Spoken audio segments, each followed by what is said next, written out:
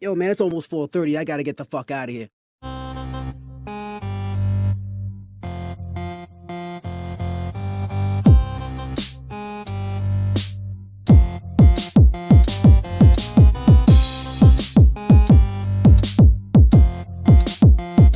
This is the social norm. 1, 2. You want top dollar and pop bottles and drop knowledge. Hit the throttle on nice autos without college. Do yourself a solid, put them boys on your screen. Wait, who do you mean? I mean canteen and beans. When the social norm is on, you better pay attention. They teach you lessons, make you laugh when you're stressing. Must I mention that the style is infectious? I gotta have it, The rapid fire gabbing on my tablet. My boys established a gamut of information, from relations to dating to when your leader gets impatient. They're lacing the nation every Monday, Wednesday, and Friday at 4:30. The Social Norm Podcast, you heard me? It's the social norm. And I'm just getting warm. It's the social norm. And I'm just getting warm. Yeah. Yo. You already know what it is, man. We back it again with another one. I'm your boy Canteen. This is my man Beans. Hey, what's going on, y'all? Hey, it's the Social Norm. Today's episode, it's a Friday, y'all. Today we're going to be let's talk about excuses. Mm-hmm. All right, something just on my mind today. I had to go ahead and talk about it. We all got them. Yeah. Hold up. Let me see. We already got comments. What's going on? No, don't worry about StreamYard. It says, I already don't like the title of this. It's another banger episode on the way. Let's go, fellas. All right, look. What's going on, A-Ron? Yeah, Time, man. what How up? you doing? Yeah, so, Beans, I want to talk about excuses because at this point in the game, I'm 34 years old. Mm-hmm. I'm really having to reflect on my life and take a real narrow look and a broad look at myself and say, how many excuses have I really made? I told you something happens to you when you hit your 30s. Yeah. And it's time out for the BS. You're just tired of it because you just realize, like, yo, I'm where I am right now because I refuse to accept discipline, refuse to accept being committed to something. Mm-hmm. And I made excuses on myself. Yeah. All right. If I would have just stayed the course and not made excuses of why I can't go do this or why, it's raining or I'm tired or whatever the case may be. Too many of us make excuses for why we aren't doing what we need to do to get where we want to be at. And I think as you get older, you have to kind of really reflect. I feel like every year you need to reflect, like, are you bullshitting yourself? Yeah. One thing my father always told me was, he said, it's a poor man to lie to himself. That is so true. He would say it all the time, and I fucking hated what he said too. I'm like, but it's so true. That truth cuts deep. When you look in the mirror and you tell because we lie to ourselves all the time. Oh yeah. But when you look in the mirror, it's so hard to tell yourself a lie because it's a lie. Yes. You know what I mean? We can tell each other. We grow up lying to one another, right? We see it in our parents when our parents are mad and pissed, and my mother be like, "Did I tell you that? Hello, how you doing? My name's Helen." That's a form of lying. You making yourself be something you really ain't. And here goes the thing, because the lie is easier to accept. That's why we don't want to be lied to. Exactly. The truth is so hard. It is. It's so harsh and cut, and it's so uncut. Yeah. You know what I mean? Because it forces you to look at yourself. It forces you to know this is the truth. Yes. So many of us, we want to play victims of why we aren't where we are because of someone else, or why we aren't where we are because of what skin color we are, or what sex we are, or I grew up and no one hugged me enough, or no one showed me love. All that shit is an excuse. Once you get to become an adult, we all have a starting line, right? Some get more than others. But at the end of the day, you can reach wherever you want to reach based off of Are you willing to sacrifice and do what's necessary? Yes. At the end of the day, that's what it comes down to. It comes down to you. So I wanted to do this episode talking to people who have not made a real decision and not made to look at themselves and say, am I, because the reality is, this is the one thing we all don't want to say. I'm the problem. Yes. I'm the reason. No one else, not the weather, Yes. not my job. They're not paying me enough. It's you. Yes. You're the reason why you are where you We are. all had to have that moment. I told you when I started losing my weight and stuff like that, I woke up one morning and looked at myself and I didn't like what I saw in the mirror. I mean, you got to. And And I was like, oh man, I gotta change. I gotta get my stuff together here. I'm big because I chose to make choices to be big. If you are a person who gets walked over, if you're a person who maybe they don't get the respect they feel they get, guess what? It's you. It ain't nobody else. If you can't commit to somebody, like where you're always being a cheater or a liar or a stealer, it's you. Don't blame other people for why you.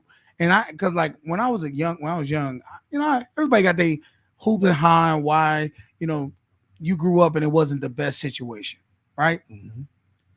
For the longest time, I used to blame my father and my mother for why I am the way I am. And at one point, I still remember exactly what it was. I'm trying to tell my father, same old story. I'm trying to be, you were never, you were this and you were that and you were this and this is why I'm this. And my dad said, okay, let's say that is true. And I hear what you're saying and I acknowledge what you're saying. What next? What are you going to do about it? Let's say I acknowledge I'm the problem. You're the reason. I'm the reason you're this way. What next? Nothing going to change just because I recognize that. And I thought about it. I was so mad at him when he said it. And I thought, he was right. No, because at the time I didn't think he was right. But at the time when I thought about it, I said, he's right. I'm sitting there holding myself back, basing why I am where I am because of what he did. And it's like, okay, let's say he accepts that. You're still in the position you in. Yeah. Now what you gonna do with it? Exactly. And I said, you know what? I had to accept my father and my mother. They did their best. You have to. You have to. Once you realize and you truly understand that they did their best with the cards they were dealt.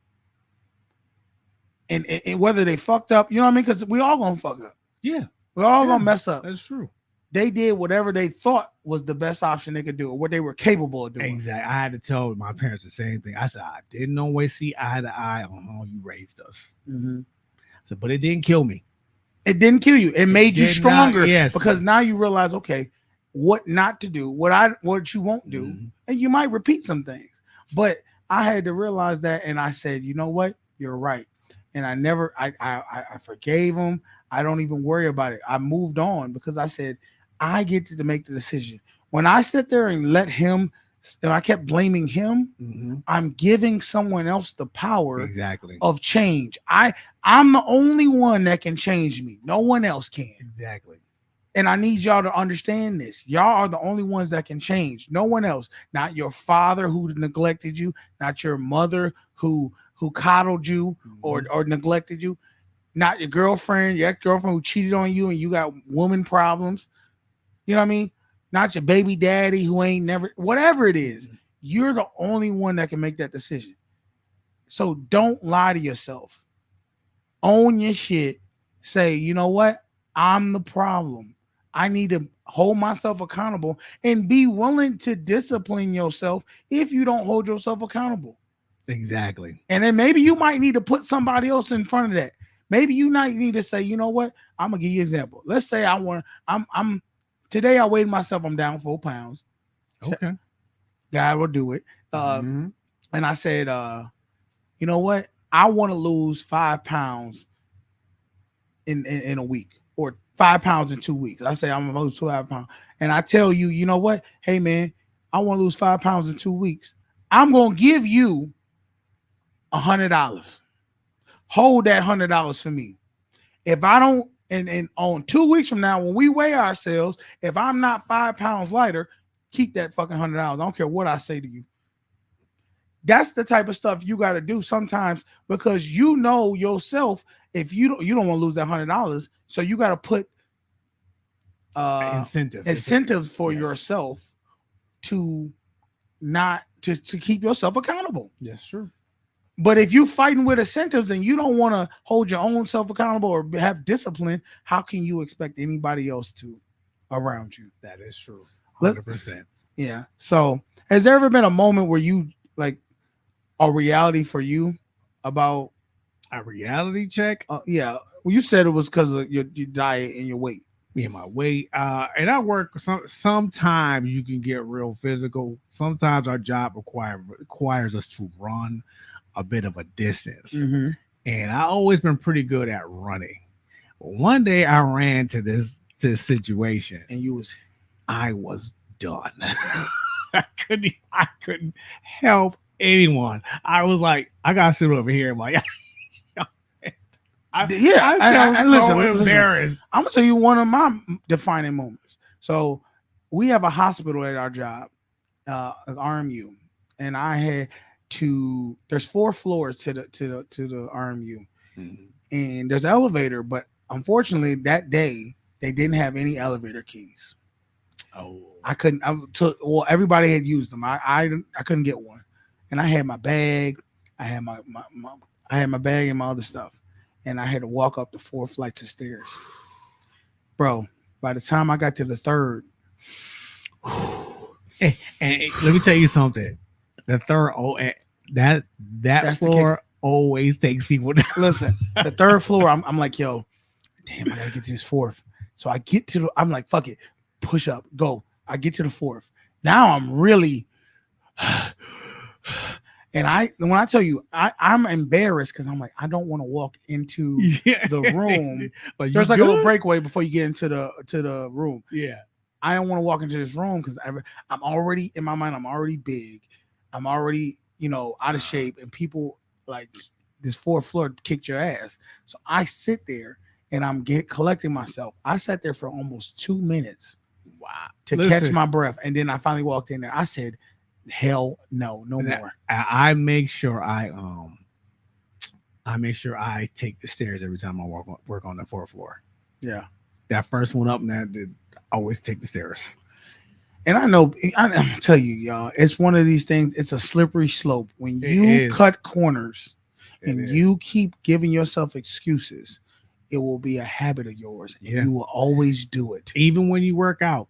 I started going back to this workout program again, and that pain, it will humble anybody. Yes, and I felt it daily. And guess what? All it takes is somebody say, man, you've been doing good. Why don't you go ahead? Let's go out to eat. Let's go do this, or let's skip a workout. All it takes. And guess what? It's so easy because it feels good. It feels good to make an excuse and do what's the easier thing to do. Exactly. It's always harder to do what you don't want to do. Yeah, that's why I tell people, like, look, push past it. It's all up here. All up here. We got this workout program we're going to. The Thursdays was like the harshest days. If I could pull up a video, and the sad thing is, I recorded our workouts all the time. Yeah. So I get like not updates, but like back on this day a year ago, you did this. Yes. And you just see me dripping sweat. It was always like a before and after. Hey, we about to start this workout. The next thing you see is me.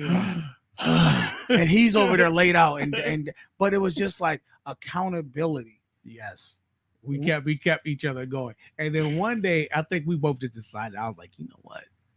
I was like, man, fuck Thursdays. I'm about to own this shit.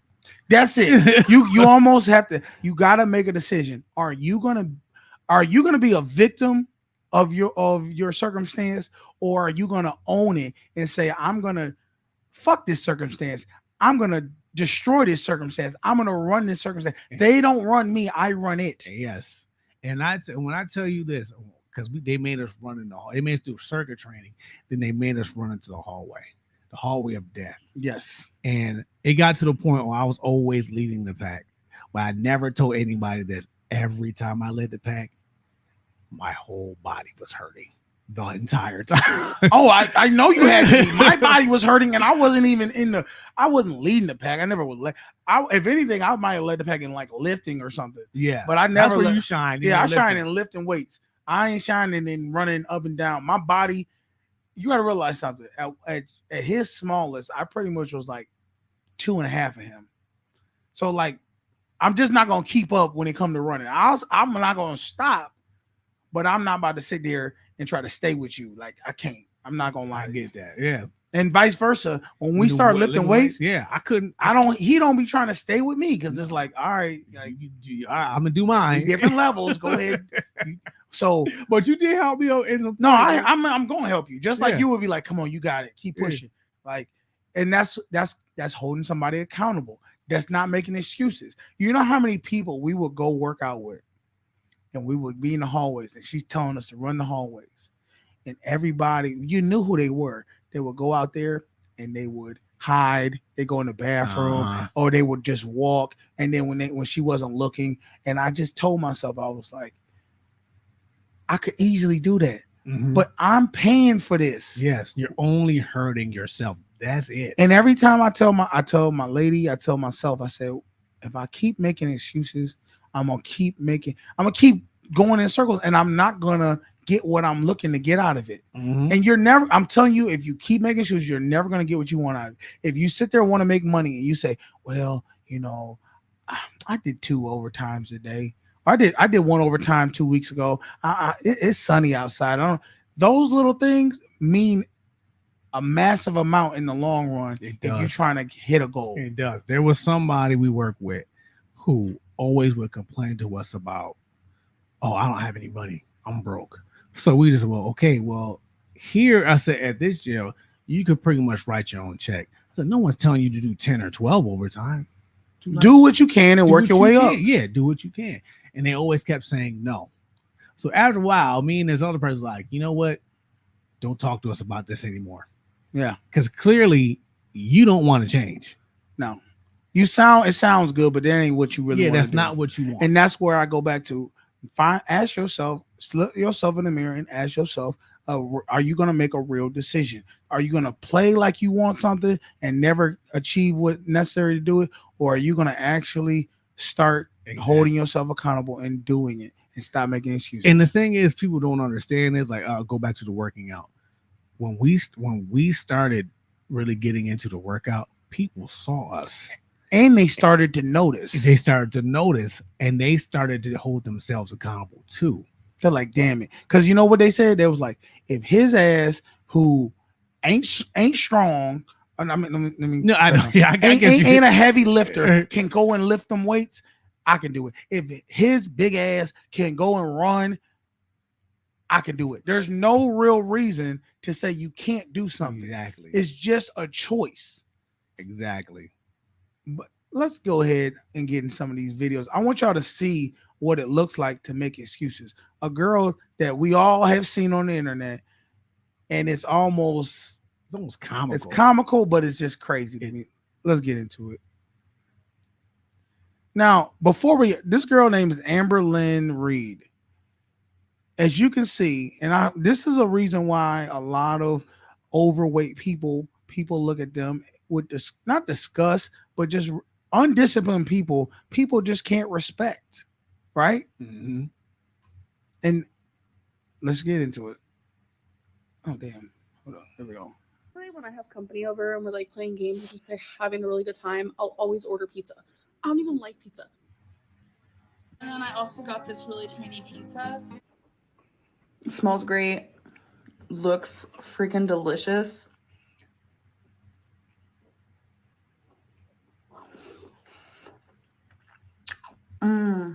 Work tonight. Now, my question is this. Why lie about that you don't like pizza when clearly you record yourself enjoying pizza? Yes. Like you're just trying to be in denial. was pizza. So I'm eating a piece of pizza. I might be eating 2 pieces. I'm gonna be eating. And now this is the thing. We all know what's unhealthy food versus what's healthy food. Mm-hmm.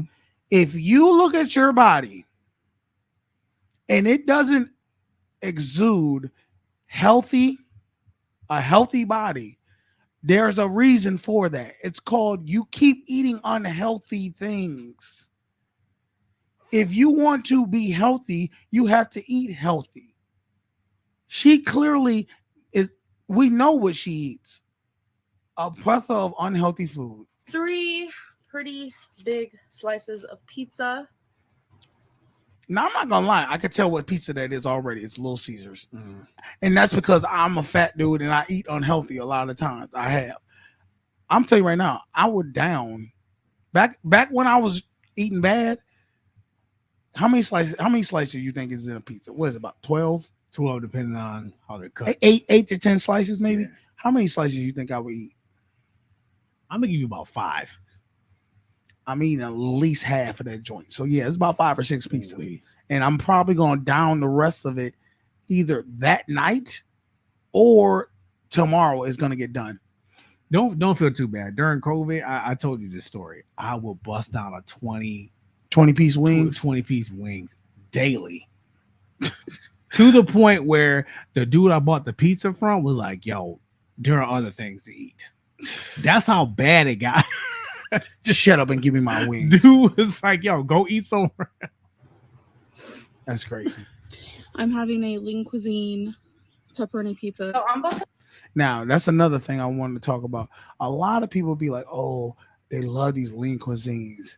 They're $2 and all that. Let me tell you right now, I don't care what these lean cuisines tell you, calorie wise, whatever. They're full of processed stuff. Yeah, they're not good for you. But people are like, I just love them. I crave them. You wonder why you crave them? It's because the things that they're putting in those are chemically made to make you crave them.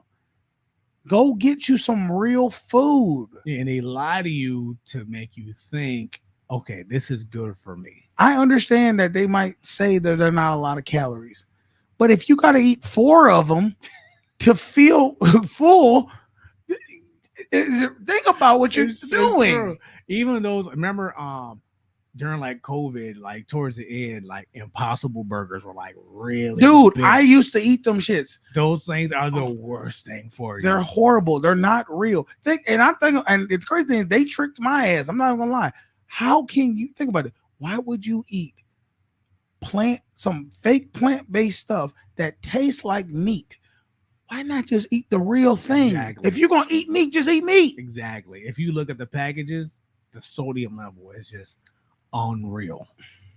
To make lunch, and I'm just gonna make. I read this. I'm gonna just last thing before we finish this video. If you eat anything that come in a box, a bag, like a box, what do they say? A box, a can, or some other thing, it's not good for you. It's added. Something's added to it. This finally. This is a pizza. Yikes. So the type of pizza, my favorite, is the stuffed crust. Look at her. Right in the beginning of this video, she said, I don't even like pizza. She just said my favorite. Dude, she's literally eating like 7 different types of pizzas. Oh my God. I had 3 slices of pepperoni pizza. No, you didn't. You have 3 slices left. I was just about to say that. Let's stop playing this game. Oh, this chick. Like this lady right here, this is what she does. Cap And is so hard. I feel bad because it's so many people like that where they'll make excuses. I didn't even like this food. I didn't want to eat that. You know Who what's put a gun to your head? You know what's crazy too. This is another reason why social media is ruining our society. They have this thing called mukbanging. Yes, and now it's become a very popular thing where people just stuff themselves full of food. Somebody. I was watching this guy, a fitness guy online. He made some complete sense. He said, "Think about this. We celebrate holidays. Mhm. And how do we celebrate holidays? By Gorging. binge and gorge eating food. Mhm. Think about this. Most of the holidays, Christmas, Easter, Thanksgiving. I'm not gonna put even Thanksgiving is literally just that's what it's just gorging on food. 4th But of July. but funny thing is a lot of the religious holidays we use to gorge on food, which is funny because for God, gluttony is a sin. Mhm. So why are we're sinning on the days that we're even trying to celebrate? But it's like, think about that. That's how you celebrate? You don't go out and do an event or do something. You gorge on food. Go kill yourself, just about kill yourself. I And don't, you know, it's sad too, because you know, I told you this. The reason why I got back on my fitness journey, I kid you not, I was out eating at a Chinese buffet with my family, my parents. do you look at the people who go to the Chinese buffet? You're part of it. I took my girl to the Chinese buffet like a week or so ago. I'm looking at these people and I'm like, yo, we look horrible. Yeah. And I'm so embarrassed because I gorged myself so much that I fell asleep at the table. No, you didn't. Yes, I did. Your ass is sleeping. I was like, that's it. I haven't been back since. The waiter over. You done? Yeah, You I was done? like, that's it. No, get two more. The waiter more. laughing at me. My parents laughing at me. But that's it. Yo, I'm done. I'm not eating it. No, I'm good. I read this before and they said if you're sleeping, if you get tired from eating, you're overeating. It's insulin spike. Your body is shutting yourself down because it can't produce enough energy to keep you up and digest the food. Yeah. That's how much you're working your body. And I'm in my head when the dude said that, I was like, oh my God. Because I literally would get tired every time I ate. Yeah, me I'm too. like, yep. Thanksgiving. When they said that, I was like, that's normal. I do that all the time. Thanksgiving, knock right out after I eat. Yo, I would eat so much on Thanksgiving. I would literally think I'm about to die. My stomach would be if you ever ask my girl, my stomach would literally be like a balloon ready to pop. That's how tight it would be. And then I would just be like, if you're groaning from food intake, think about that. What I'm saying. Too much. Let's get into another video. Things we do to ourselves. But it ain't no different than if you're smoking, if you're drinking. Why are we doing this to ourselves? We're destroying ourselves. Let's get into another video. It says Panera Bread gives wrong They gave word. me 2 chips, although I asked for an apple, but that's okay. Like she's got to be doing this as a spoof. They gave me the wrong sandwich. I'm really, really upset right now. No, you're not. With a smile on your Veggie face. sandwich. Wow. This is like, Listen, and I'm not trying to call nobody out on this, but I see it so much like I'm trying to break out of being the fat guy. I'm trying to break those habits of having food have a hold over me. Mhm. And I'm trying to get my girl to be on the same page. Like, let's get out of this mindset. But I remember one time we ordered some food, right? And like, she loves sauces. Mhm. And like one of the times there was like she ordered a certain amount of sauces. They didn't put them in the bag. And to see how frustrated she was based off of them not having extra sauces in the bag, I was just thinking, I was like we all have these, like, I don't know about you, but Pet as a big, we have these like extra unhealthy moments where like I could see like, okay, now I see why I am where I am for my body and myself. And I was like, yo, we need to change how we view food, because sometimes it can get to where a point where you're just like, it's embedded in you. You know what I mean? Eat for no reason. I used to catch myself eating for no reason. Wasn't hungry. Just boredom. Just eating. That's all I was doing. turkey with bacon and cheese. I'll try it. I almost want to call them and be like, excuse me, let me look at the receipt. I'm gonna say, I just about to say, I wish this was alive because I would have said, yo, show the receipt. I want to say, let's see the receipt. What it say on there? Guaranteed. It ain't even about the receipt. Call them up right now. Yeah. And change out the order. Yeah, right here. It says 1 Mediterranean veggie sandwich, no tomato. All right. Well, never showed the receipt though. Exactly. Here we go.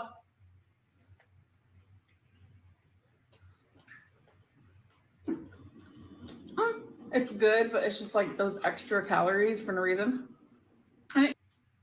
And as you don't have to eat it, you could have took off another slice of bread. You could have done a whole bunch of all. That's a whole nother sandwich. She has 2 sandwiches. Came with like 2 small ones. I don't understand. It's pretty tasty. If anybody's ever been to Panera Bread, they don't give you 2 sandwiches. They don't. They give you 1 unless you order 2 sandwiches. Yes. So Too you bad. guys. But I definitely wanted the veggie. I don't know why it came with 2 mini ones. I don't understand. That is not too many ones. It's Look at your whole- hand. That's a regular I've sandwich. never even seen that before. Ever. So that's weird. That's why you got 2 bags of chips because you got two. You got Thank two you. sandwiches. That makes sense. You have 2 bags of chips. You have 2 sandwiches. It's like, come on now. Who you capping on? Stop it, lady. Like, now my question to you is, who do you think? Because I'm not gonna sit there and put it on one group, but I have to ask, men and women, who do you think puts more excuses out there in the world?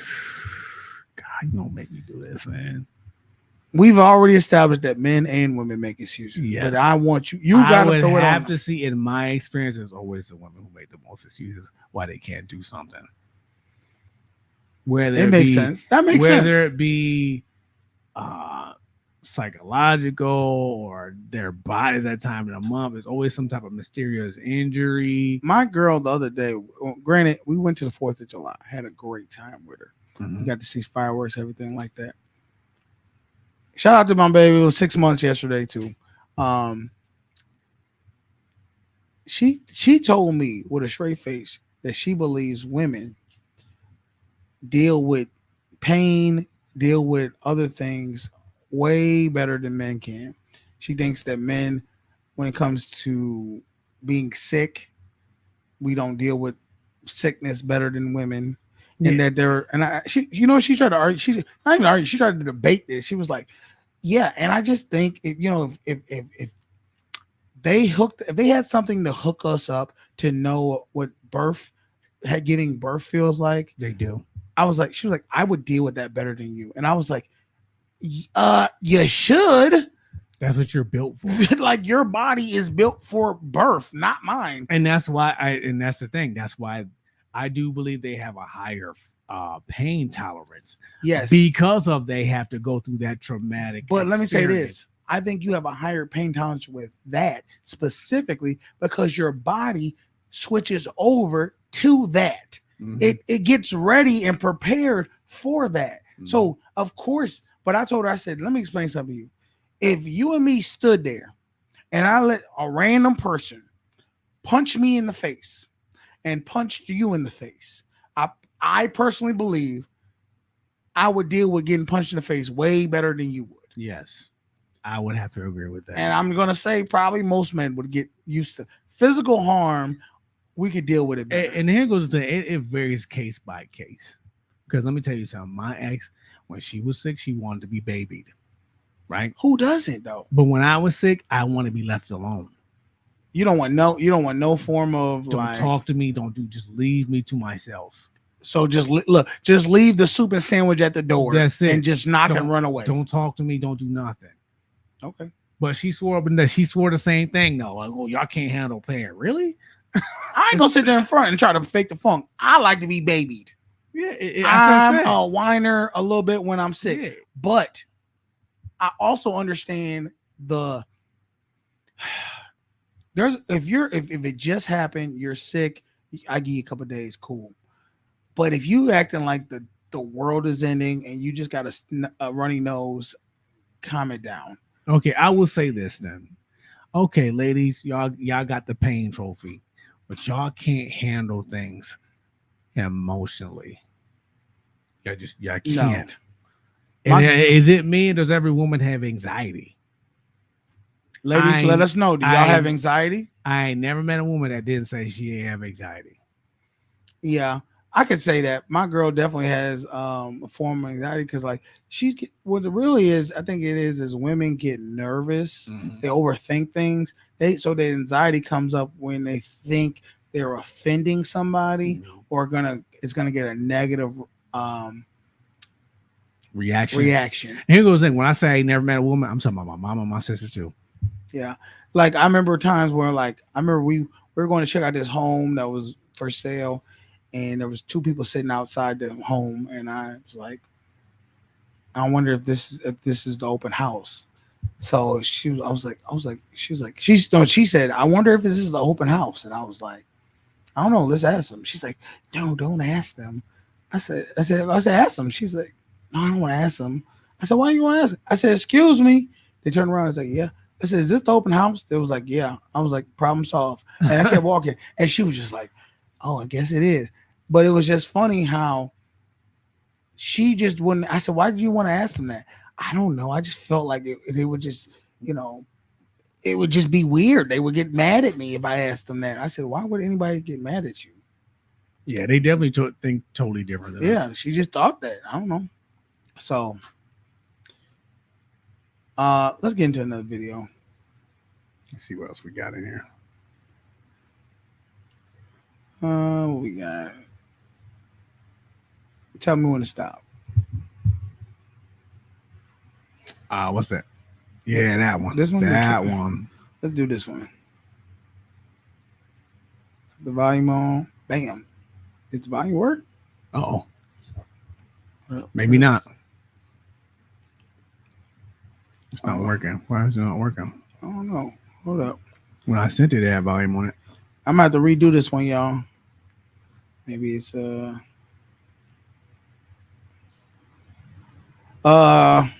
we can move on till then. We'll move on to the next one, and then I'll go back to that one. I hope everybody is drinking y'all water because it is hot. It's a hot day. Let's watch this video real quick. I don't know what this is. It says, "Are American women scaring men?" Scary. Oh, yeah, thank you.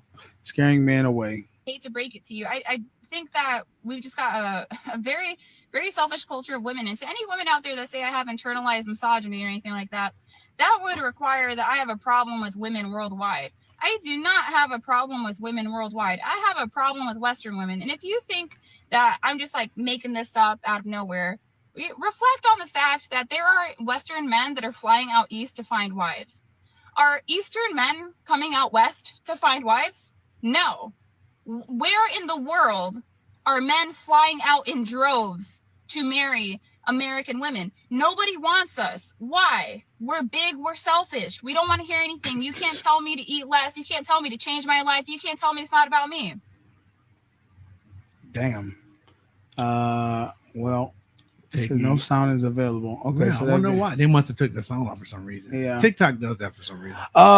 That is true. If you think about it in that regard, a lot of men in America are leaving this country to go meet with women in Asian cultures, in African cultures, in other areas of the world.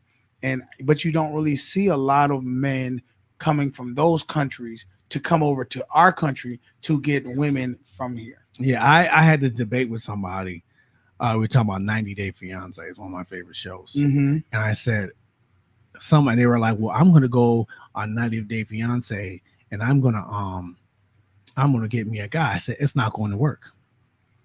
I said, let me tell you why. I said, when men go to 90 Day Fiance, they take care of that woman because she's from a poor third world country.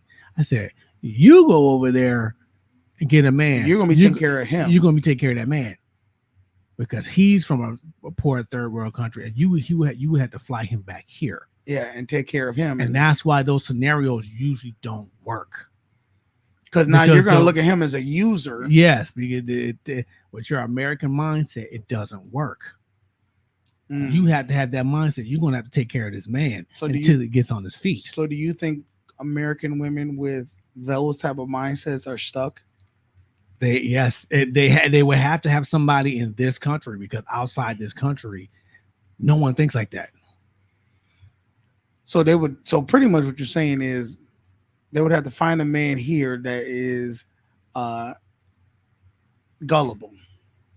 Yeah, I would have to say that. Maybe okay, because that's not his best option. Yeah, maybe in the UK they act the same too. Some of my friends tell me some of the women are starting to act like that too. You know what I love about 90 Day Fiance? When the men get the women from these other countries and they're humbled and submissive and respectful. When they come over to America and they start to interact with the women of our land, you start to see that shift of being a little bit snippy, being a little bit disrespectful, and you're like, oh, where you getting those ideologies from? And that's a good point. We had, when I was I say about 15 or 16, we had this Nigerian family move into the neighborhood, right? Now, mind you, when we first met them, we took them to McDonald's because they just came straight from the airport and stuff like that. When I tell you, when they got McDonald's, you thought we took them to a 5-star restaurant. Yeah. You thought they was like, oh my God, we love this. This is great. Fast forward, I say about 2 years. I say, hey, y'all want to go to the McDonald's? No, why would I want to go there? No, that's beneath us. We don't want to eat that. I was like, oh, y'all get in country a few years. Now y'all too good to eat at McDonald's. Yeah.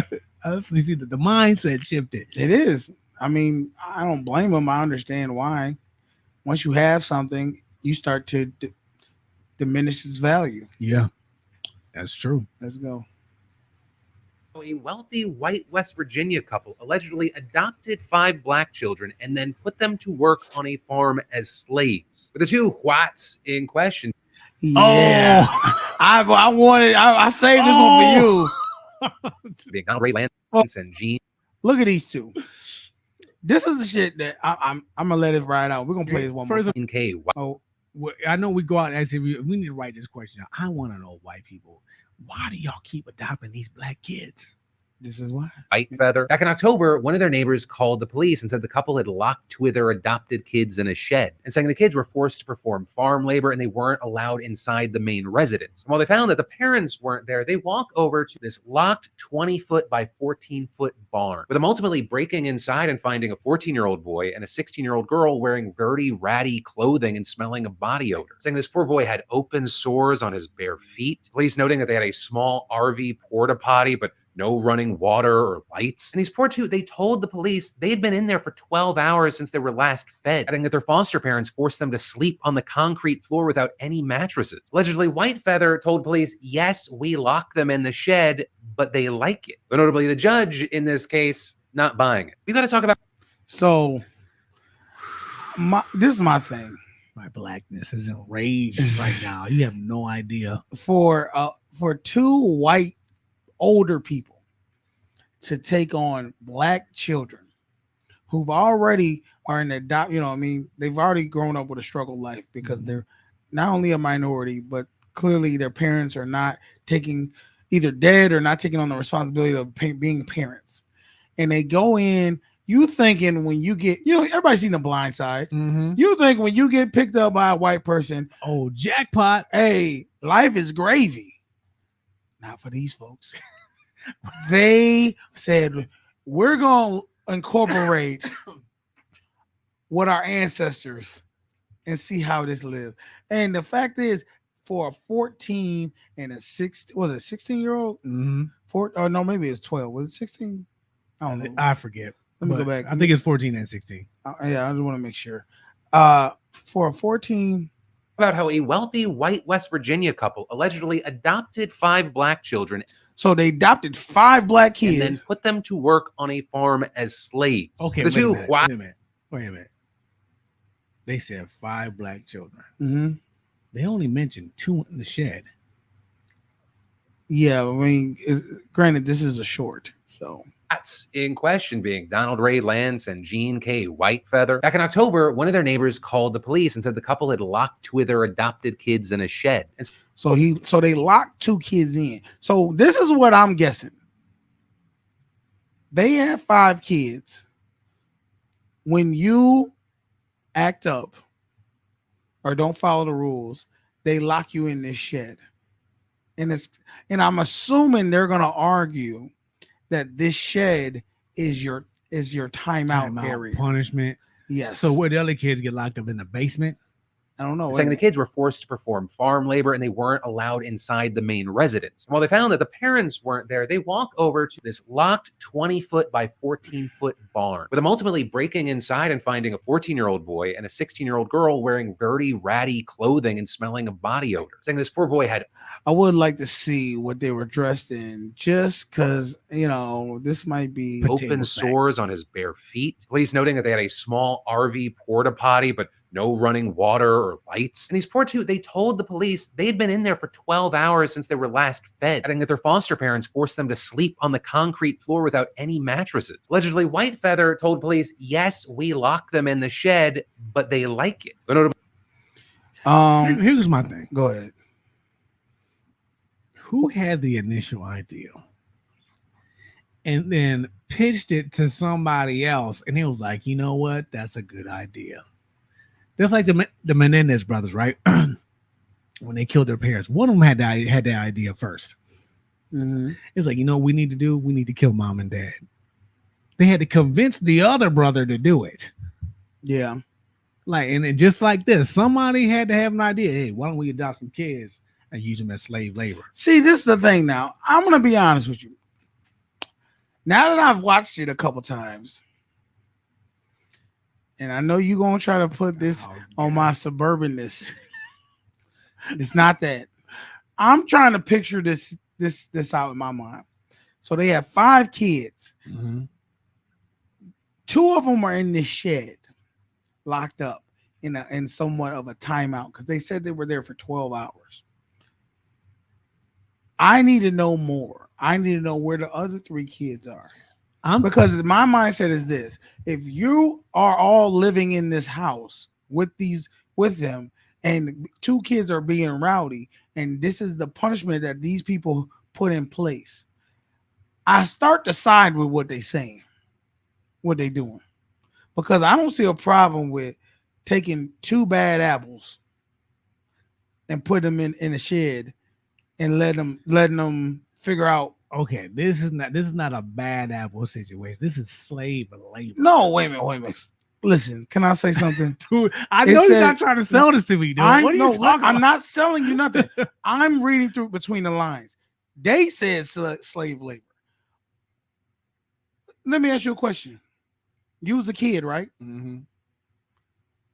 Did you not do chores and shit around your house? Yeah, but I also was fed. No, listen. And had a bed inside the house. Hold up. Okay, so you're gonna tell me, have you ever gotten in trouble and your parents said, y'all not eating nothing tonight? No. We got whooped. We never. Okay, well, I'm gonna tell you, white people sometimes say, you're not having dinner tonight as a punishment. But they locked them in a garage, dude. No, it was a shed. Okay. With ability to use the bathroom. No. Yes, they did. They said that. They didn't have running water, and they didn't have the porta potties outside the garage. It's not in it. That's not what they said. You're not supposed to put a porta potty inside anywhere. You're not supposed to. I don't think so. Hold up.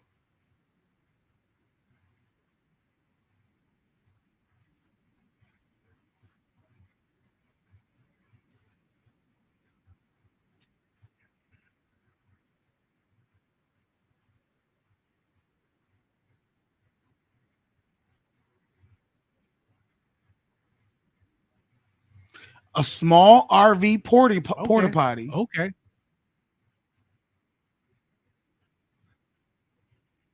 Okay. 12 hours since they were last fed. Let's stop. Clothes. Can I say something? Wouldn't let them in the house. Can I say dude? something? I fasted for 8 days. 12 hours is not nothing crazy. I can't believe you play devil's advocate. Listen, you play devil's advocate. I'm not playing devil's advocate. I'm trying to. What I'm saying is, let me find out a little bit more of the situation where they have the other 3 kids, because if the other 3 kids are living in the house with them, They said they weren't allowed in the main. They weren't allowed in the house. No, they said the 2 kids weren't allowed in the main house. They didn't say anything about those. They said they have 5 adopted black children. 2 of the kids were not allowed in the main house, and they were in this shed. Go back. All right, we go. We gonna break this down, y'all. We go over because I'm telling you. Okay, let me bring it all the way back to the beginning. Shed, and saying the kids were forced to perform. Virginia couple allegedly adopted 5 black children and then put them to work on a farm as okay. Now, okay, the putting to work on a farm, that part is not that could be true. As slaves, that could be added on to fit the narrative. That's all I'm saying. Slaves. With the 2 whites in question being look how he even said the 2 whites in question. Donald Ray Lance and Jean K. Whitefeather. Back in October, one of their neighbors called the police and said the couple had locked 2 of their adopted kids in a shed. They locked two of the adopted kids in the shed. Go ahead. Saying the kids were forced to perform farm labor and they weren't.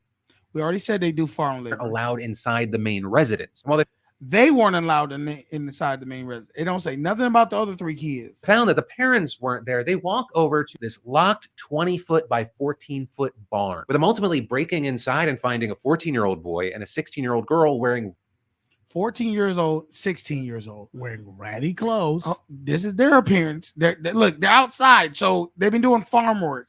Of course, your shirts are going to be a little dirty. My thing is this: let's keep it a buck. You 16 years old, you ain't gonna die if you ain't eat nothing one day. If you 5, okay. Dirty, ratty clothing and smelling of body odor. Saying this poor boy had open sores on his bare feet. All right, now let me just say this. Show me them. Show me the open sores. I'm just saying, as a kid, and I don't know what state they from. Gotta be Southern. Okay, my thing is this. I want you to know something. My family is from Mississippi. My family, a lot of the kids when we was growing up, they did not wear shoes. They ran around barefoot, and a lot of them would have little cuts and stuff on their feet. It wasn't a big deal. I'm just being honest with you. I'm not open sores sound worse than what they could actually be. So I'm just saying a couple scratches on your feet, they'll call them open sores for the narrative. So you saying they just playing this up? I'm saying no, I'm not saying that. I'm playing devil's advocate and giving you what I see. I don't judge based off of these throw the whites and the blacks and then throw slavery on this thing and that's what it is. Because you got to realize something. They have 5 adopted kids. At the end of the day, well, true. We don't know what happened to the other. And you got to think about this.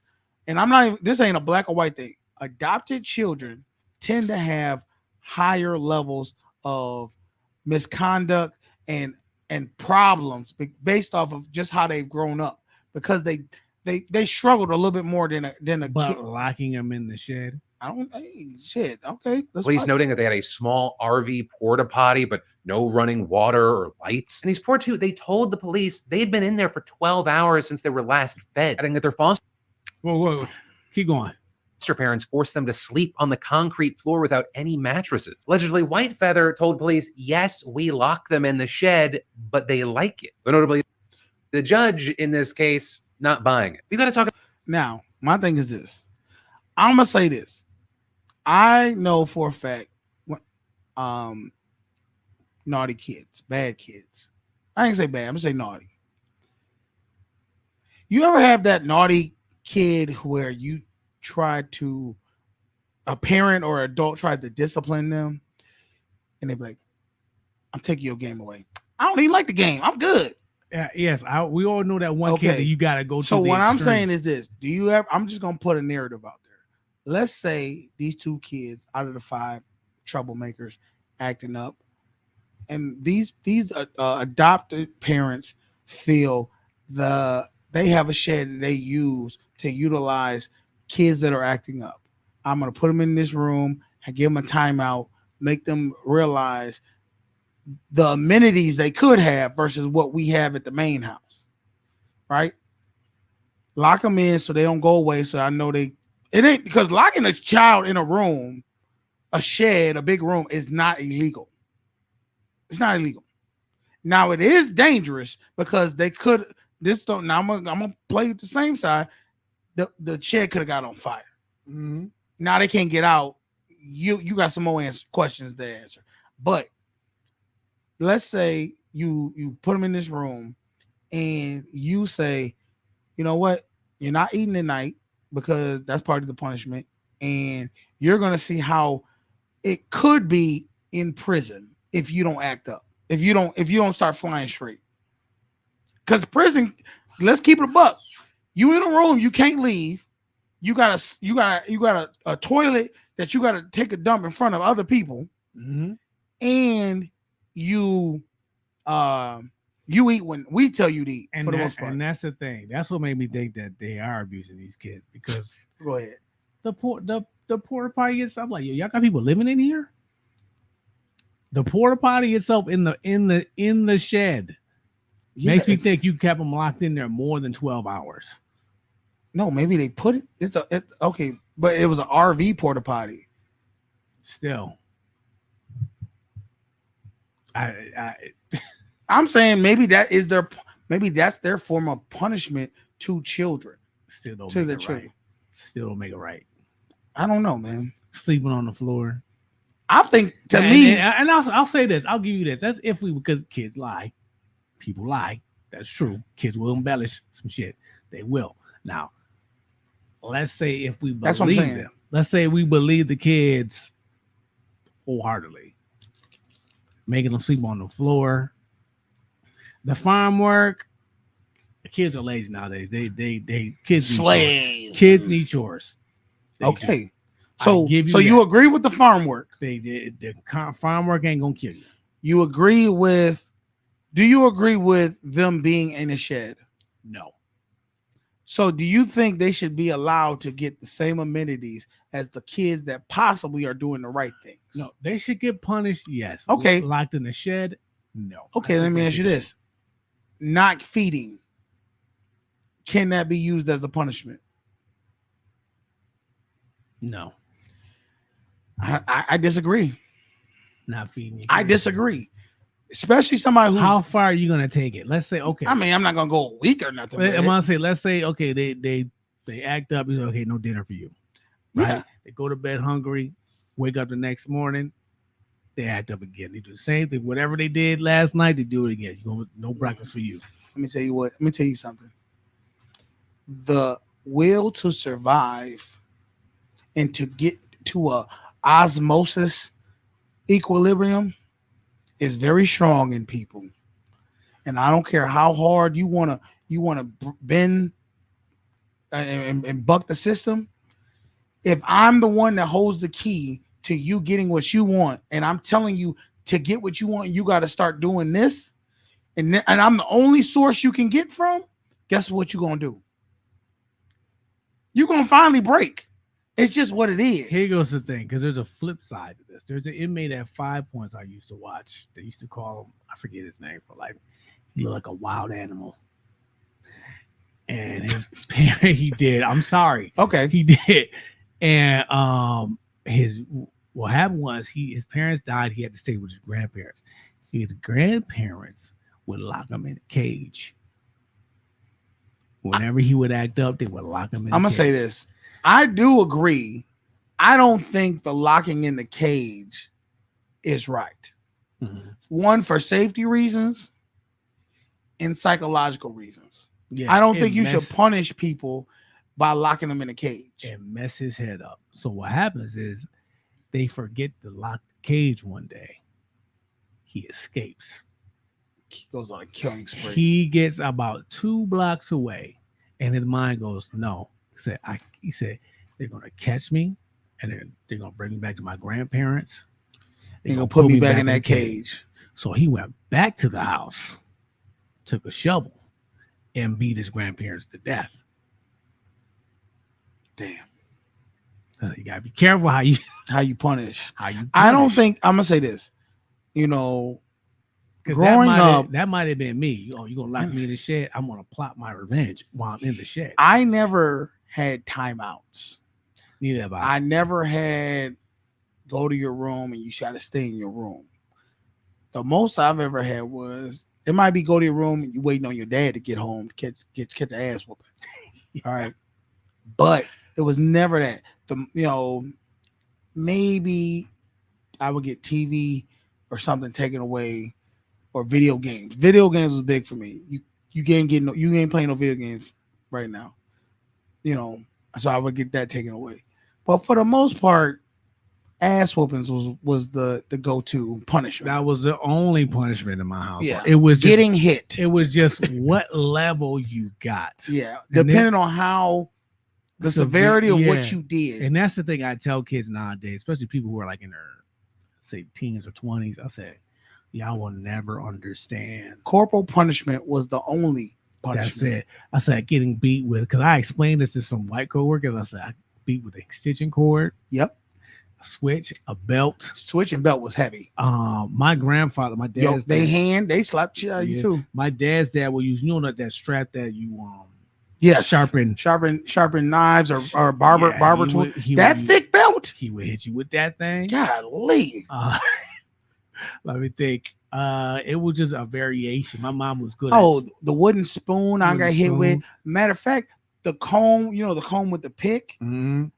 I got stabbed with that by my mother once. The rat tail comb. Yeah. My mom was good at slapping, but the backhand was vicious. My mom was good at throwing, and she was like a pitcher.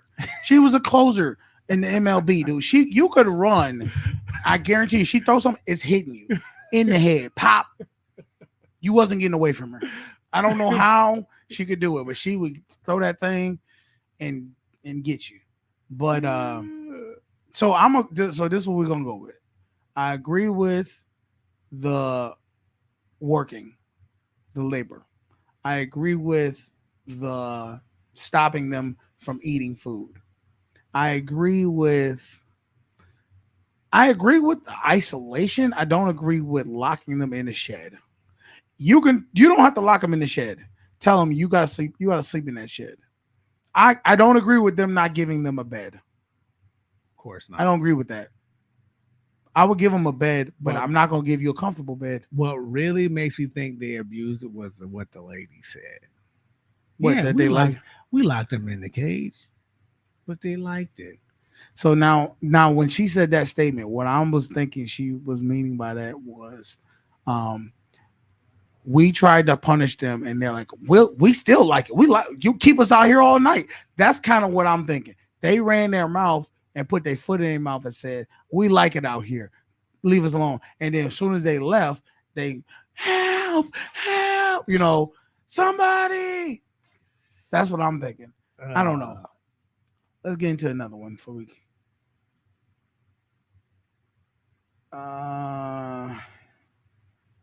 Let's do this one. It says we're related DNA tests. So I'm thinking these are two women. 99.9% related. Ma'am, you're non? Those are twins. That's what I said. I said this got to be Cap because they look like each other. Or related. No, ma'am. That you guys are biologically related. Who the fuck? Oh, I should have known. We from Alabama. That's all we gotta say. Somebody lying.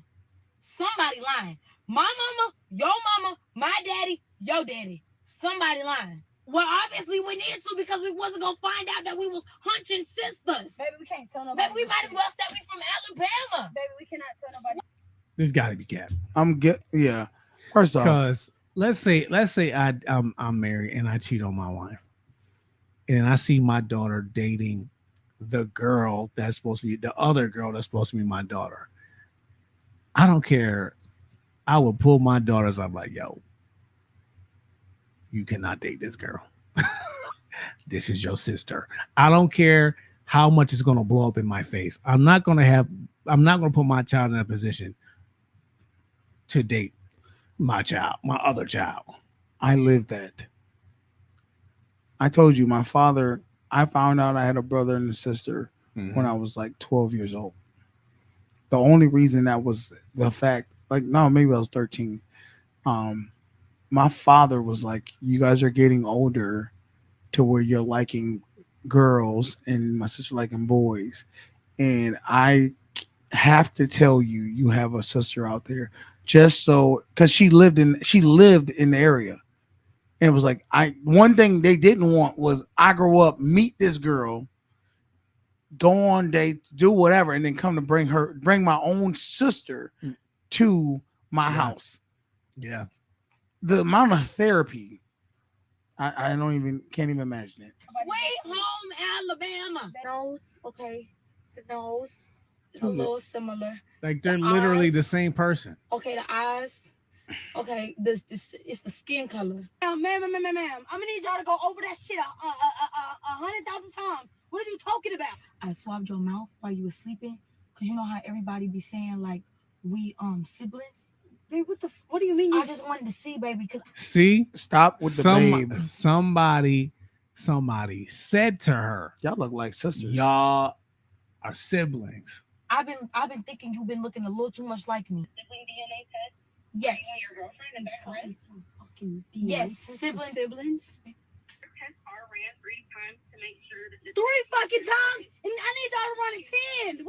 The results that we received was a 99.9 result of biological relation. I'm so sorry if this might have caused any, problems in your relationship. Ma'am, this causes a hell of a problem. So, honey, goddamn, do not, ma'am. We've been together for 5 years, hunching for 5 years. I mean, should we carry on? I mean, we've been going for 5 years. I mean, girl, is you crazy? Is you crazy? Oh, you in denial. We gotta go.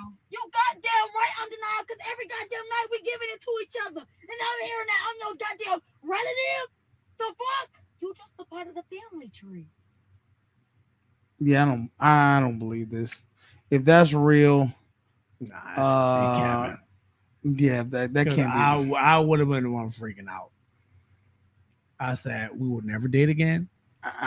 We will never speak of this. I don't even know if we can have a relationship as a brother and sister.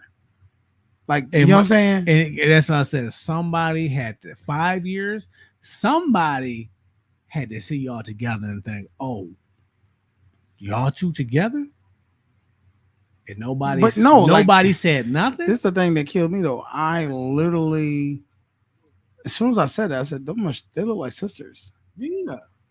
We back on the girl who lying for a living. Yeah, you gotta. I don't understand. Well, not even that. Well, she lying to herself. Mm-hmm. Let's get into more of her. Amanda or Amber, come on now. I have Burger King. I got diet soda. Of course you did. I'm not mad that you got diet soda because you did get a gallon of it.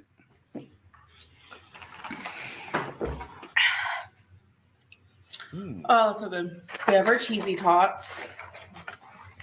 Have you had those cheesy tots? They are everything. They're actually pretty good. Not gonna lie to you, they are. Well, I mean, they should be. They've been chemically whatever. It comes with 8 of them. Yeah. Comes with 8 little buggers right there. And then we have a spicy sandwich. Burger King spicy sandwiches were pretty good. Oh my God. I know. Can I say something? This is reminding me so much of, I hate to say this. My girl be, when she sings, she sings when she eats. She starts dancing when she eats. She started doing this. Like, I'm like, look, I've never, and I'm not even trying to be funny, I never seen her more happier in her life than when she's hungry and she's about to eat something. Because food actually gives her joy. Yeah, that's her. That's like her, like drug of choice. Not drug, and like, you know how somebody's feeling sad and you get a hug. That she's hugging that food when she eats. It's almost like eating your feelings. And she was like, are you not enjoying your food? I'm like, yeah, I enjoy it, but I'm not cheerful when I'm like, oh, this is good. And you know what? Psychologically, it could be linked to good times. So it's like, I'm gonna give you an example. When I smell cigarettes, right? Mm-hmm. It makes me think of Burger King. because it makes you because my grandmother used to take us to Burger King to and Burger King back. This was back in the y'all day. go ahead and get y'all drink. Yeah, this was back in the day when you could You actually smoke smoke inside. inside. Yeah. So when I smell cigarettes, that makes me think of Burger King. See, I have another option. When I smell cigarettes, I think of my grandfather and my grandmother. My grandmother ended up having open heart surgery because of her smoking, and my grandfather ended up, I think he also had something really fucked up about it. No, I'm not a troll. Oh my god, that's like a new thing. Everyone's trolling. Okay, so there is tomato. Of course you're gonna. Let's get rid of that. No, I can't do it. I can't do raw tomato. I used to couldn't eat raw tomatoes either. Oh my gosh. Now I want y'all to know, like, just this alone with the fried tater, whatever cheese eats, and then this chicken sandwich, you're probably looking at, I don't know, 1,200 calories. I'm so excited. Maybe. I'm like ready. I'm hungry.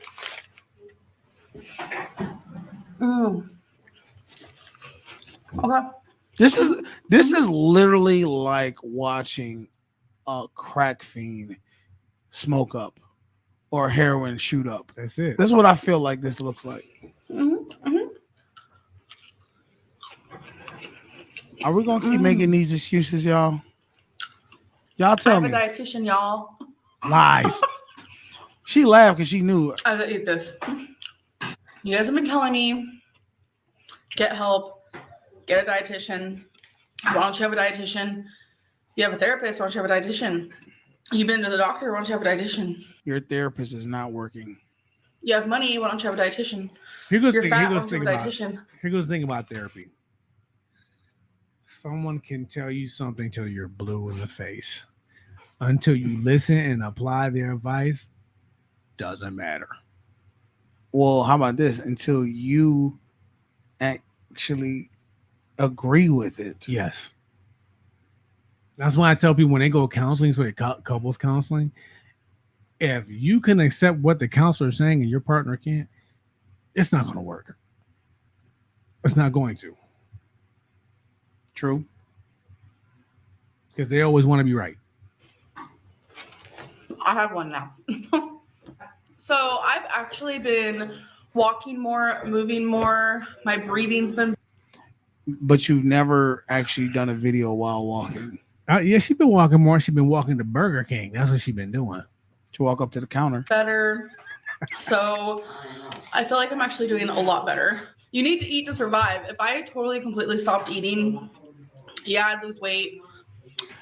This is the argument my girl and me always have. You need to eat healthy. She's like, well, the problem, you need food to survive. Let me explain something to you. Yes, you do need food to survive. If you're talking about you're a Holocaust survivor and you're freaking about to be, die from starvation, if you're massively obese, food is killing you. The food you're eating is killing you. You cannot eat. I weigh myself today. I think I'm 364, 365, 64, something like that. I could not eat. They had a guy who was 400 pounds. He didn't eat one single food for 387 days. That's the world record. He lost from 450 pounds, I think it was. He is 180 or 160 pounds. All he had was water and electrolytes. That's it. So if you can go over a year, it might have been over 388 days. It was like 500 days. Something. It was like a year and like 3 months or something like that. He didn't eat anything. Everything was better for him. Better blood work, everything. It was like a new man. Body fixed itself. I could probably survive 2 weeks. That girl could survive 2 years. But then I die. But that's the illusion. That's what we always believed. It's only like 300. I honestly believe that if you didn't eat for 2 days, you would die. you would get sick and just die. That's what I really believed. And then when I did a 3-day fast, then a 7-day fast, then 8-day, I was like, oh, you really can live Something calories. What?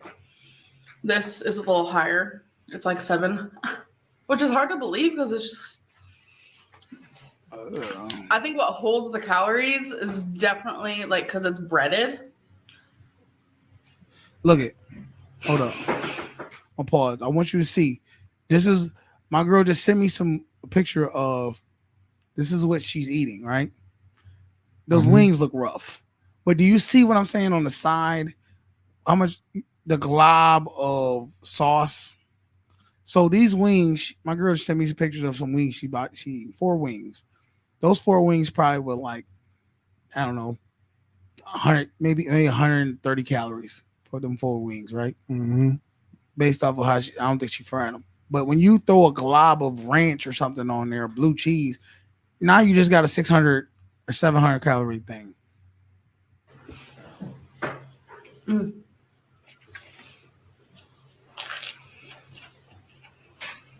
This is.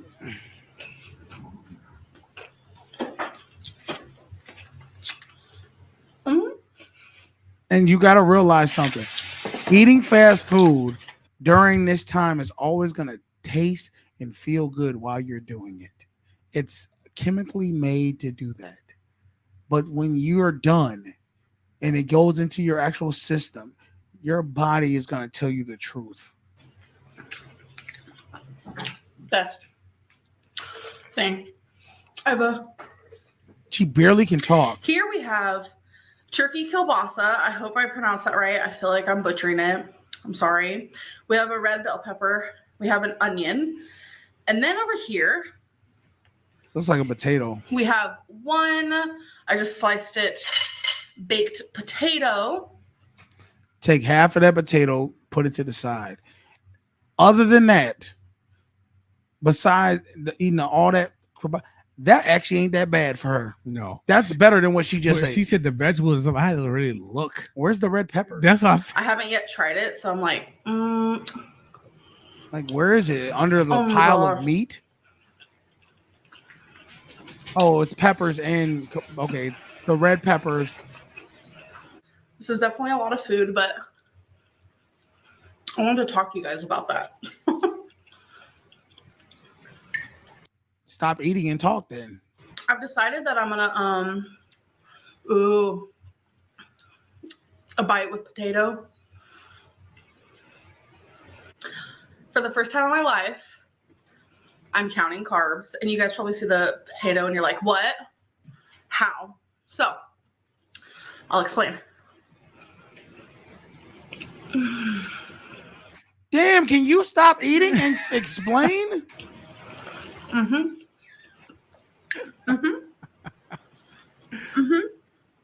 This is where it's at, you guys.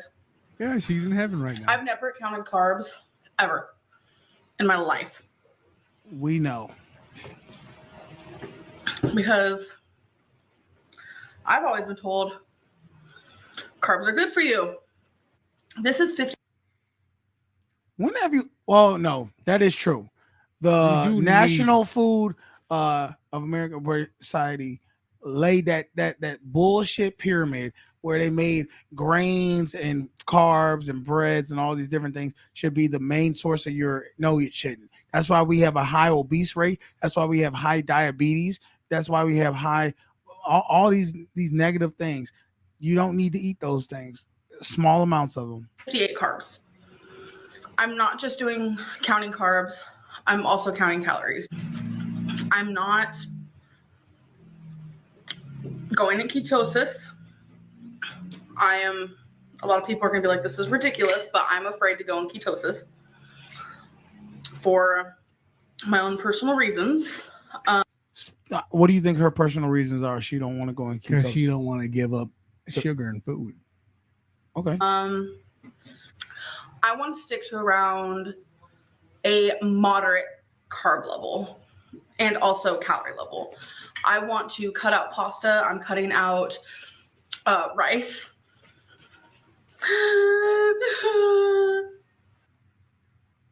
I know that was fake, but damn. fact that you even tried to play it. Ooh, your girl full. Okay, what my question is this: if you're gonna eat shitty food, a lot of shitty food, and then you just eat double the amount of good food, which not even good food, because I don't know what she did with this damn sausages. Like you not, but you never told us how much calories you gonna eat a day. No, that's how you know she capping.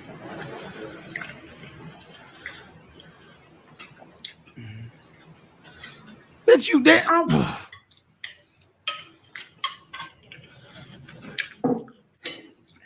I'm a mess. I'm a mess.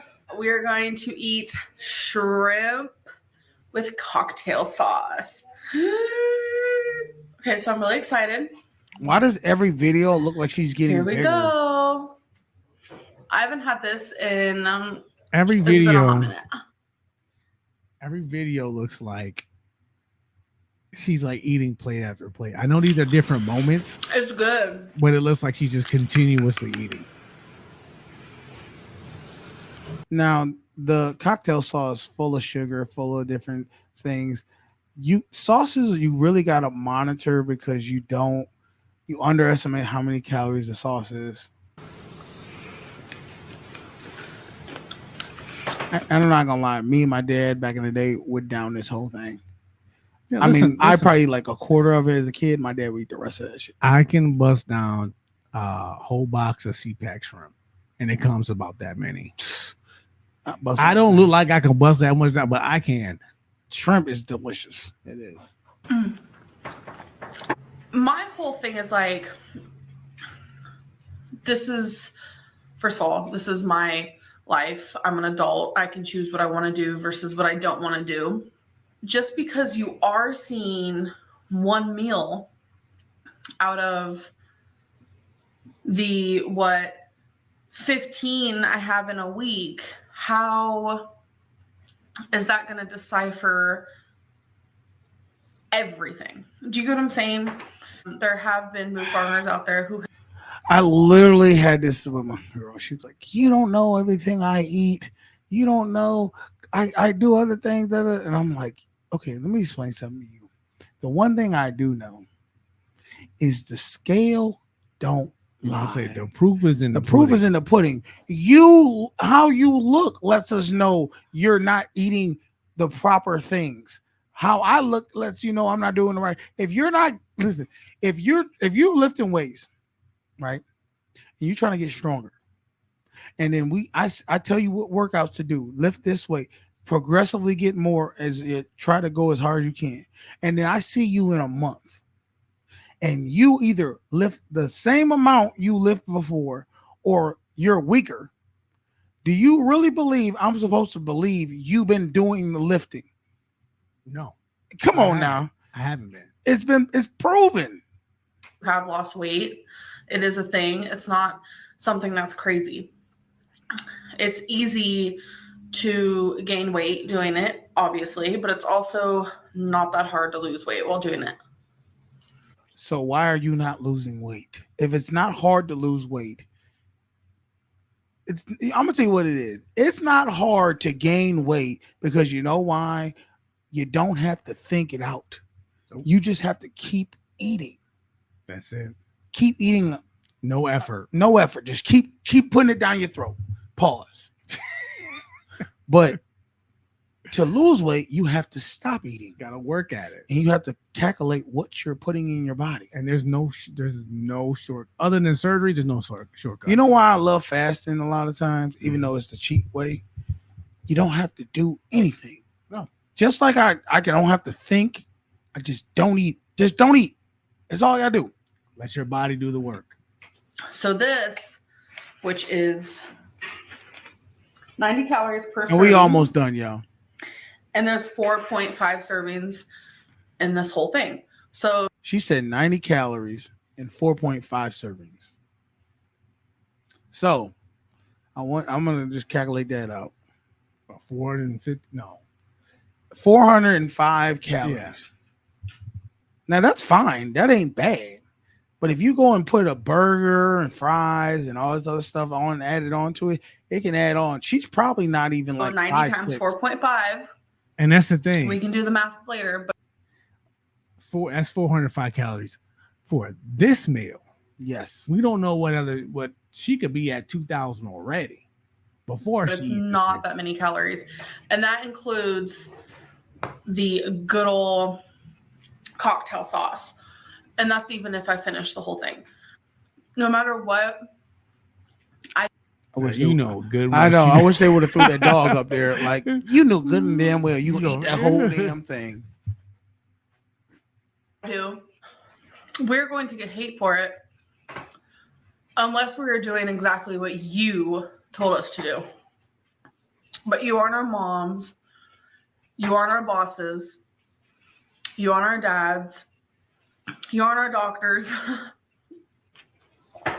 Listen. I'm getting full. Whew. But you're still eating if you're full. Listen, I'm not sitting there. I'm not trying to put blame on nobody. I'm telling you right now. I was in them modes before where I would say I'm full and I was still eating. I would in that mode where I was like, oh, well, there's other reasons why I'm big. I'm big boned. You guess what? Somebody, you know, the dude I was watching online said, have you ever seen a fat skeleton? There is no such thing as big boned.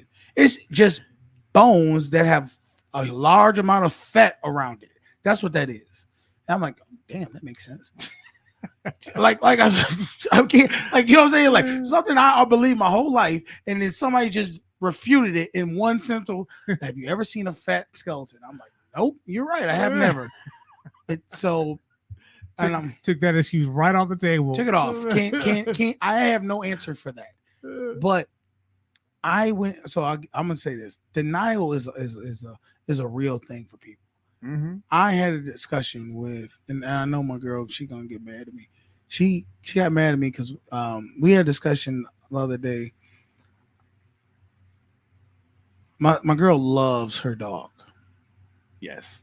She's a dog person through and through. She loves her dog. My lady loves her dog too. And I said, when I first met her dog, I said I thought the dog was overweight. I said dog's big. It's bigger than what it needs. I've seen the dog. Okay.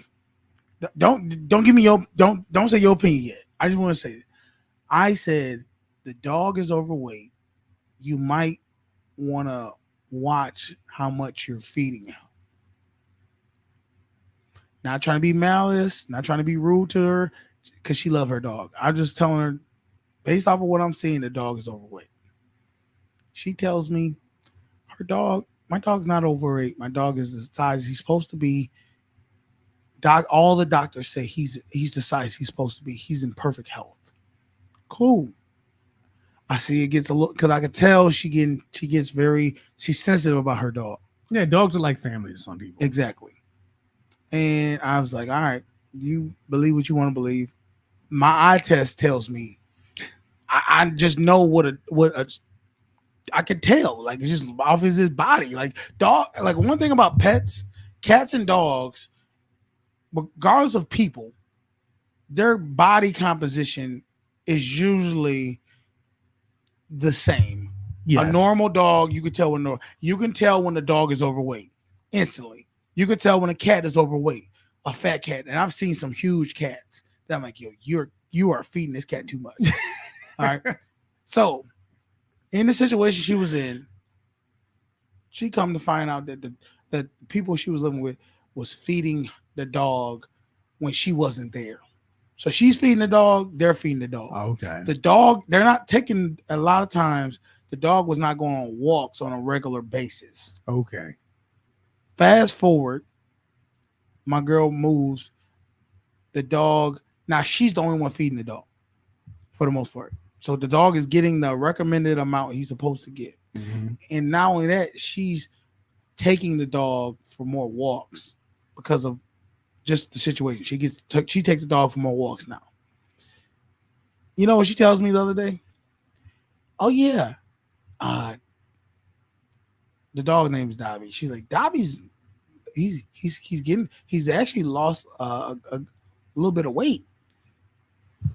And I said, well, Yeah, because now your dog is getting to the weight he was supposed to be.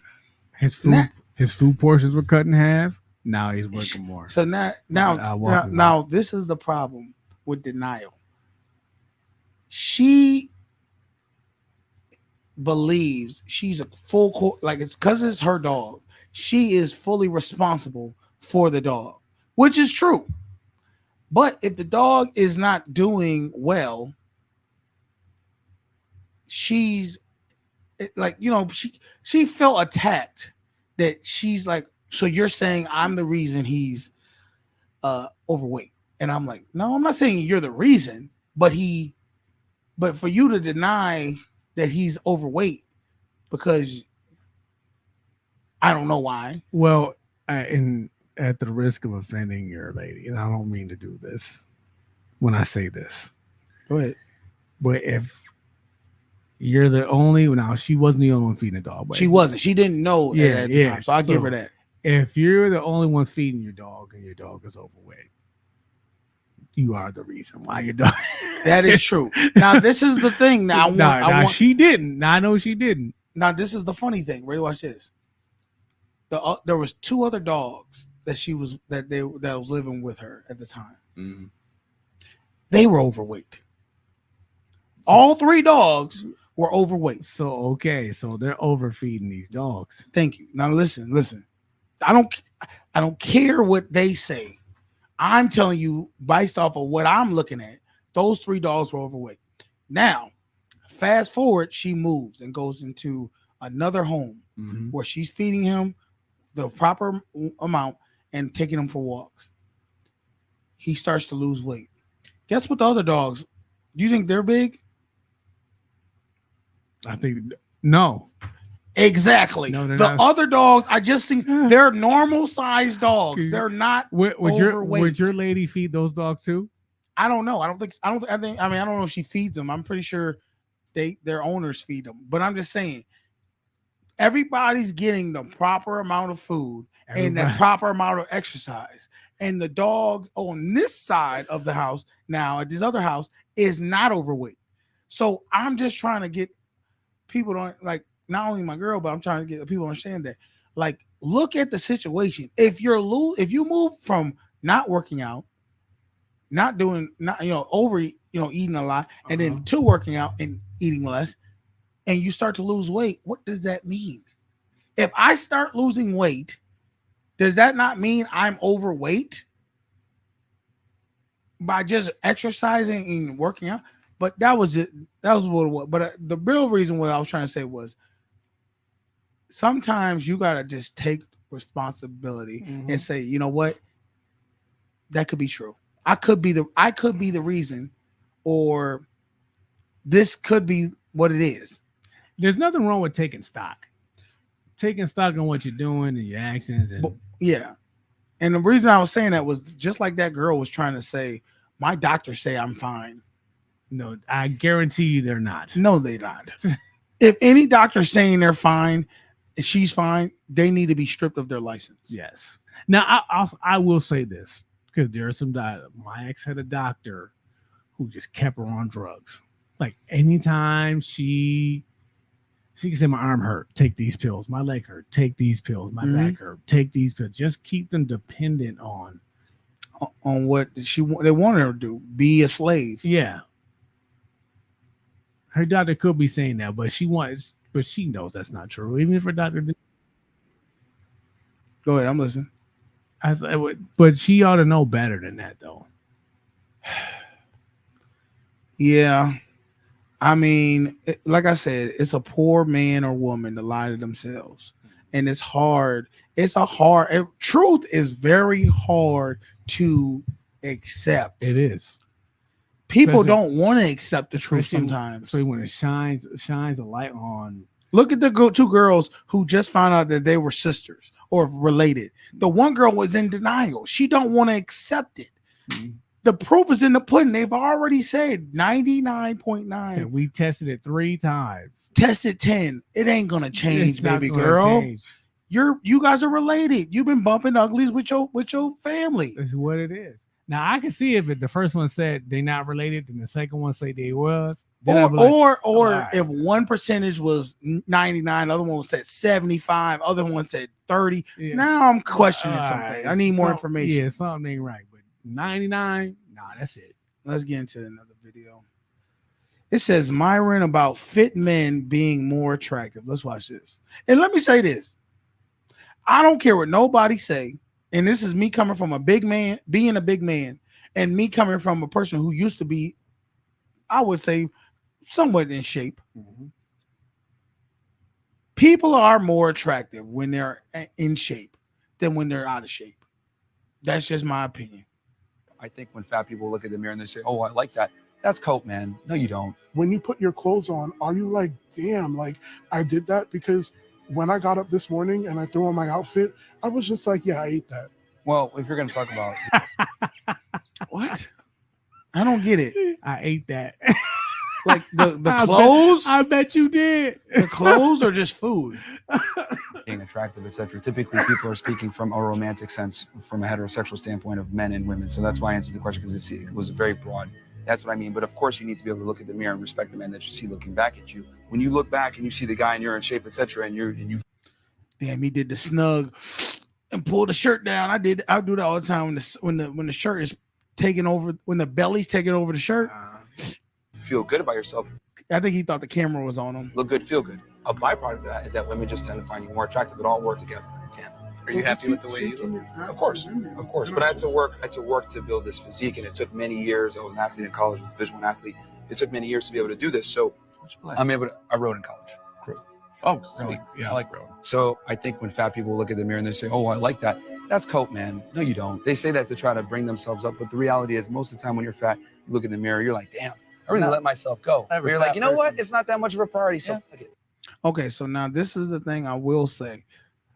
I don't believe that there are people who think, oh my bad. I do believe that there are people who see big people and they can say, I am attracted to that. Now, the reason why I say that is because I think when you're young, and a lot of times it's based off of your mother and father. My mother was always a big woman when I was growing up. She was never a big woman before I was born, but like from having my sister and me, she gained weight. She didn't really work out. So she's always been a big woman for her size, for a short woman. She was never small, but she never was like super huge, like, like Big Mama, but she was always overweight. Yeah, that's the thing about, and this is not to make an excuse, but when my mother was the same when she had us, the weight just came on. I'm surprised, but your mom's not a big woman, is she? Not anymore. She was at one point. I see. That's what I'm saying. Like for a woman to have 6-7 kids or whatever, and have so much changing in her body, kudos to any woman who has multiple kids and still kept their body. The discipline is there for sure. The women who, the men, we really don't. Let's keep it a buck. Any man who's not in shape, there's no excuse. No, because there's no excuse. You can, other than like major sickness, there's really nothing. Really. Exactly. I had broke my ankle, hurt my ankle. I was out of commission for a couple months. I gained a lot of weight from that. But anybody who not having kids, there really is no excuse. You just keep it a buck, have not been disciplined, have been lazy, and just it is what it is. What you gonna do about it now? As far as like I said, going back to liking bigger people, I've always tended to side more towards bigger people, and I have to say this was before I would even consider myself a big person. I've always been a muscular person, bigger person, but I didn't really get fat till I was probably like 22. Like 19, 18, 20, I wasn't a fat dude. I've had some. I was kind of I was up and down. When I was a kid, I was the fat kid. Mm-hmm. And then somewhere around 9th, 10th grade, I slimmed out. And after high school and stuff like that. What was the highest you ever weighed? 235. I was 230 in high school, coming out of high school. But I was pretty strong, and I didn't have no stomach or nothing. Once I got to college, I bulked up, got to about 260, and then once I finished playing football, I started putting on them pounds. Slippery slope. It is. Let's see where we at. We're almost out of here. What is this? See, it's like the part 2 of that kind of. Oh, it's the part 2. Oh, okay. I want to watch this. He's asking, why do you hate fat people? I don't think he hates fat people. I think he hates what fat people represent. I think he hates the excuses people. Yes, the excuses, the not being accountable. Not take, because let's be real. When you're not healthy, you're not taking your health as your number one option. Yeah. You're not choosing yourself. You're choosing immediate gratification. So let's see. The question is, why do you hate fat people, that you feel the disgust towards it? Well, like I said before, it's a culmination of a bunch of bad decisions. You're less valuable when you're fatter because you drain resources, but that's a whole other conversation. You're less fatter. Wait a minute. What did he just say? He said you drain a lot of resources. No, I want to hear this with my own. Because you drain resources, but that's a whole other conversation. Culmination of a bunch of bad decisions. You're less valuable when you're fatter because you drain resources, but okay, he says you're less valuable when you're fatter because you drain resources. I don't really understand how you drain resources, because you eat more. Okay, is that what we're saying? The food is the resources? That's what I'm asking. Because I can say right now, I can name a few very famous, very rich people who are fat. Rick Ross is one of them, and I'm pretty sure all rich people drain resources. Like, if you could be skinny and rich, Jeff Bezos probably orders shrimp and lobsters and don't eat them shits. But that's a whole other conversation. But yeah, I mean, in general, being fat is unacceptable because you control every single morsel of food that goes into your mouth. Okay. It shows a lack of discipline. It shows a lack of character. It shows a lack of temperance. And when you're fat, it's an outward manifestation of your inadequacies. Unfortunately, some people have emotional stuff that happened, traumatic stuff that's happened. So you can't discount and just say, oh, because they're fat. So listen, he is right. The big dude is right. There's a lot of things that's bigger than just you being fat. Yeah, there's a lot of psychological. Matter of fact, it's probably majority psychological. I used to stress eat all the time. Yeah. So for you, and I give him credit to say boo-hoo. In the reality of the big span of things, that's the truth. Nobody cares why you're fat. Yeah. Nobody cares why you're broke. Mm-hmm. You're still going to be broke, or you're still fat right now. So what are you going to do? Exactly. Boo-hoo, man. Like, there's way worse stuff going out in the world versus people saying, oh my God, I'm sad, I'm going to eat some ice cream. It's like, no, dude, it's like, you're fat, you made that decision, you live in the best country ever. If you live in a civilized first world country where you have electricity, internet power, etc., you deserve to be bullied. It's ridiculous to me that we have. I don't agree with that. No, you don't deserve to be bullied. You don't deserve to be bullied, but you do deserve to be put in the position you're in. Meaning, if let's just say we're picking teams, you're the fat kid or the fat guy. We were playing basketball, and unfortunately, because you're the fat guy and you're the out of shape person, you get picked last or don't get picked at all. That's not bullying. That's that's Darwinism. They're picking the fittest or whoever choose first. If the girl wants to pick the hot, young, strong, athletic guy and doesn't want to pick the man with man boobs, guess what? You got to live with that. Yeah. That's not bullying. That's just what it is. All these fat people running around. Meanwhile, people are being bombed in Gaza. It's ridiculous. We are so privileged here in the United States and in the West in general. When I see a fat person, I'm like, wow. I don't, like I said, that's a hard statement to hear. Because I am overweight and obese. I don't think big people. I wouldn't go as far as that people are undervalued, or what do you say? He said people who are not fat.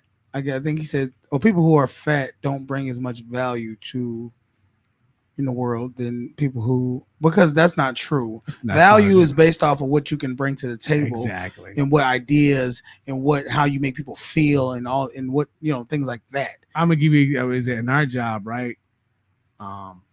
They do these things called cell extractions.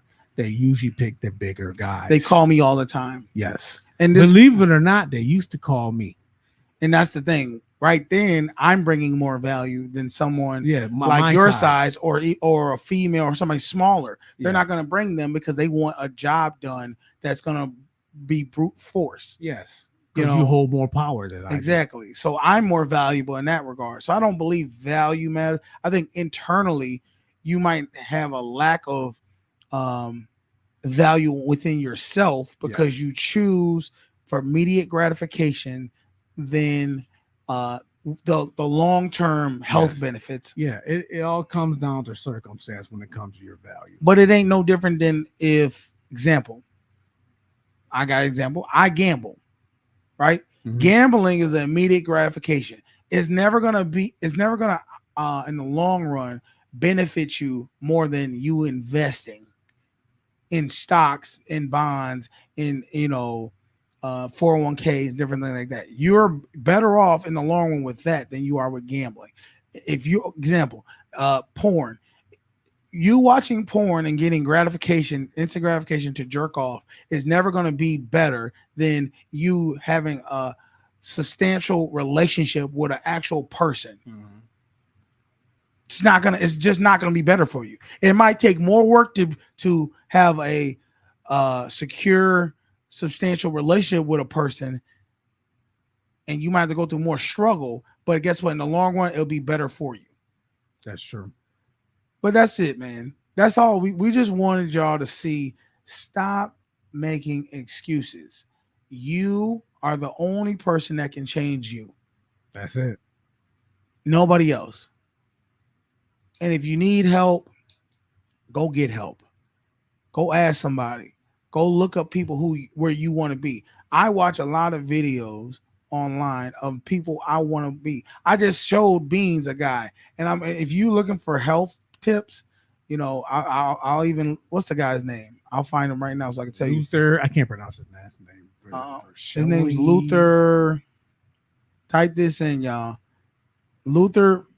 His last name is Versulin, Versulin. All right, he's a smaller. Versulin. He's a fitness, self-improvement, health, nutrient. As a matter of fact, I'll pull him up right now for you guys, so y'all don't even have to sit there, go back and watch this video. All right, this guy I've been watching, and he breaks it down very simply. He doesn't cut no corners, and I want you to understand this dude's physique. He's ripped. He's cut. If you want to look like him, this is the things you might need to follow. He keeps it very simple, but the instructions are simple. It's up to you to execute them. All right.